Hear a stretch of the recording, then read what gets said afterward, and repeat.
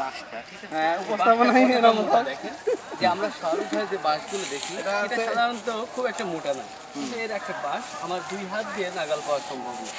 এটাকে আমি এইভাবে করলে নাগাল পাচ্ছি না, তার মানে বোঝেন বাঁশটা আসলে কত বড়। এবং এটা দৈর্ঘ্যটা দেখেন একটু, দেখেন এটা দৈর্ঘ্যের দিক থেকে অনেক বড় এবং জিনিসটা কোনো কুঞ্চি নেই। বাঁশের যে কুঞ্চিগুলো থাকে না, তবে এটা দেখানো হবে কাশেম টিভিতে, ঠিক আছে?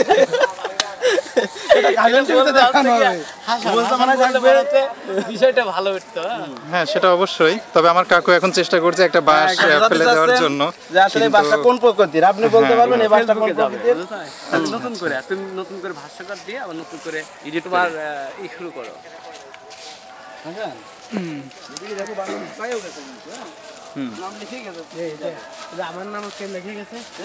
হ্যাঁ কাকুর নাম লিখেছে। কাকু পাশে কেউ থাকলে কিন্তু সেটা বলবেন। ইমরান ও ছবিনা সাবিনা, এই যে এটা কিন্তু নূহ নবী আমাদের মনে আছে।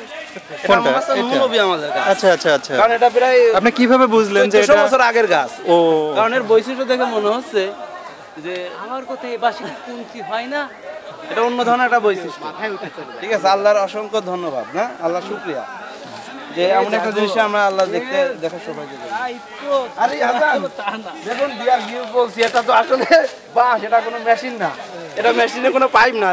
দেখুন পাইপ এটা কোনো ভুল করবে, পাইপ ভাবে ভুল করবে না, এটার বাঁশ আসলে একটা বাঁশ। হ্যাঁ আমিও সেটাই দেখতে পাচ্ছি, আসলে এটি একটি বাঁশ।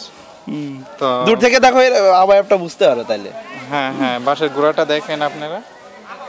ওকে ঠিক আছে, ওকে।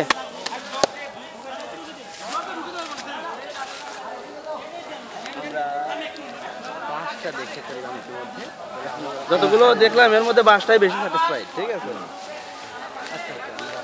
হ্যাঁ এদিকে যাব, এদিকে যাব, এদিকে যাব।